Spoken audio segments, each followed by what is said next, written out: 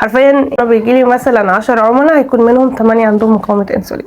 فالنهارده هنعرف مقاومة الانسولين بتحصل ليه وازاي نعالجها. انا دكتور ايمان اشرف، صيدلانية واخصائية تغذية علاجية وهيلث كوتش. بقدم هنا على القناة محتوى عن التغذية واضطرابات الطعام، فلو انت مهتم بالمحتوى ده اعمل فولو ودوس لايك عشان الفيديو يوصل للناس اكتر، ولو حسيت ان الحلقة ممكن تفيد حد من صحابك عنده المشكلة دي اعمل شير، ويلا بينا نبدأ الفيديو. قبل ما نتكلم على اي حاجة كده تعالوا نعرف اصلا الانسولين بيشتغل ازاي او بيشتغل ليه.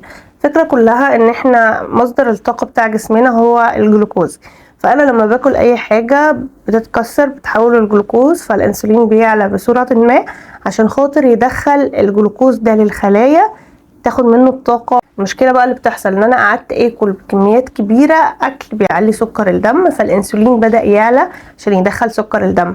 تكرار العملية دي بتخلي الخلايا اللي المفروض الانسولين يدخلها الجلوكوز بشكل بسيط كأنها بتقفل الباب، بتقوله احنا مش عايزين تاني وعندنا كفاية وخلاص. يبدأ سكر الدم يزيد والانسولين يزيد. دي باختصار مقاومة الانسولين. في فيديو تاني اشرح لكم ازاي بقى مقاومة الانسولين دي اصلا بتتحول لسكر من النوع التاني اللي هو ابو امراض العصر دلوقتي.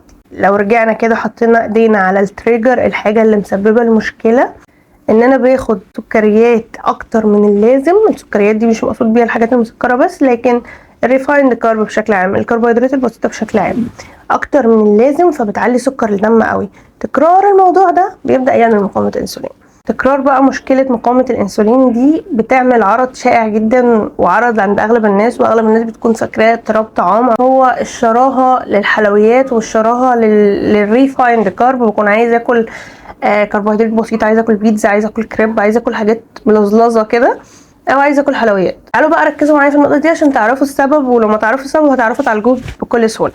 دلوقتي انا زي ما قلت عندي الخليه الانسولين بيخبط على بابها عشان يدخل فيها الجلوكوز، الخليه مش عايزه تدخل الجلوكوز، فالجلوكوز بيزيد في الدم، بيبقى موجود ما دخلش الخلايا فهو عالي في الدم، والانسولين بيكون عالي لانه طلع ومحدش استخدمه. الخليه دي بقى ما وصلهاش اكل، توصل رساله للمخ ان انا ما وصليش الاكل اللي انا محتاجاه، فالمخ يجوعك.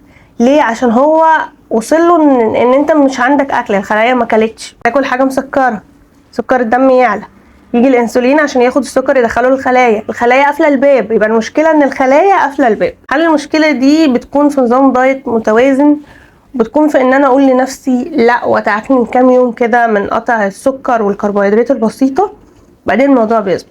علاج مشكله مقاومه الانسولين نقدر نقول فيه 3 مدارس، بس مدرستين تحت حاجه واحده ومدرسه ثالثه مختلفه شويه. المدرسة الكبيرة اللي شايلة المدرستين دول هي الصيام المتقطع. يعني في ناس أول قاعدة عندهم كده في علاج مقاومة الأنسولين إن احنا نعمل صيام متقطع مع يا إما كيتو يا إما لو كارب. أنا بفضل شوية لو مع الصيام المتقطع نمشي لو كارب لسبب منطقي جدا.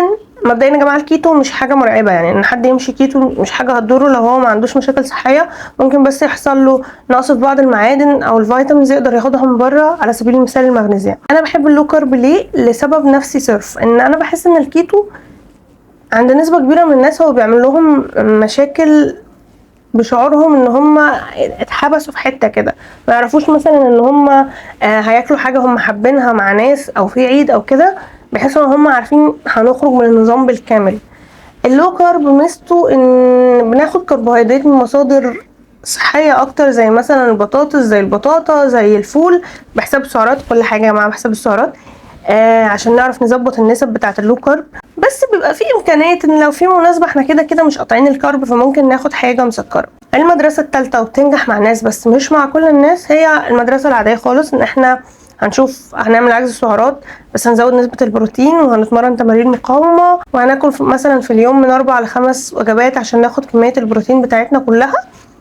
ال3 بيجيبوا نتائج بس على حسب، بس ما اقدرش ان حد مثلا يكون عنده مقاومة الانسولين عالية قوي قوي قوي اللي هو محتاج ياخد باله عشان ما يخشش على سكر، ان انا اقول له امشي على 5 وجبات في اليوم. فهي على حسب حالة الشخص. اللي انا بفضله وبشوفه مناسب جدا واكتر حاجة بمشي بيها او بتنفع مع اغلب الناس اللو كارب مع الصيام المتقطع، هيظبط الشهية جدا وهتلاقوا نتيجه بسرعه جدا. وطبعا تمارين المقاومه حاجه اساسيه يا جماعه مع مقاومه الانسولين، ان زياده الكتله العضليه بتزود من حساسيه الانسولين، وزياده الكتله العضليه صعب تحصل بنسبه محترمه، ان الجسم يزيد كتله عضليه بنسبه محترمه من غير ما اكون حطاه تحت ضغط التمرين. ومن الحاجات اللي مقاومه الانسولين بتسببها بنسبه كبيره هي تكيسات المبايض، والمشكله دي برضو منتشره عند بنات كتيره جدا. ان شاء الله الفيديو الجاي هنتكلم عن تكيسات المبايض وازاي نعالجها ونمشي معاها ازاي، كل حاجه محتاجين تعرفوها عن تكيسات المبايض. فاعملوا سبسكرايب وفعلوا الجرس عشان اول ما انزل فيديو يوصلكم. اشوفكم في فيديو جديد ان شاء الله. سلام عليكم.